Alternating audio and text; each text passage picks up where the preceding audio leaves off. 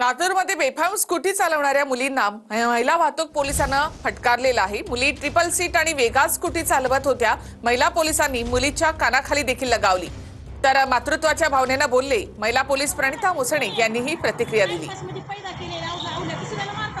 मला सांगा काय घटना घडली होती आणि त्या मुलींना काही दंड वगैरे ठोठावलेला आहे का वगैरे म्हणजे दिलेला आहे? सर, मी माझ्या मुलींना ट्युशनला सोडण्यासाठी मी घरातनं निघाले होते। जेव्हा मी घरातनं निघाले, नवीन नाका पास केल्याच्या नंतर पार्क सीटच्या समोरून 3 पोरी गाडीवरती ट्रिपल सीट होत्या आणि एकदम रॅश ड्रायव्हिंग होती। मला माझ्या गाडीला ठोकर लागणार होती, बट त्यांनी जागेवरती गाडी मूव्ह ऑन केली आणि पुढे गेल्या आणि एकदम रॅश ड्रायव्हिंग होती। मी त्यांना टोकलं पण, अगं गाडी व्यवस्थित चालवा, तर त्यांनी मला अरेतुरीची भाषा बोल, तू तुझं बघ अशा शब्दामध्ये बोलले आणि पुढे निघून गेले। पुढे जात असताना जिगजॅग टाईप गाडी चालवत होत्या आणि हे चालवत असताना अन्य 2 जणांना पण त्यांनी कट मारून त्या पुढे निघून गेल्या।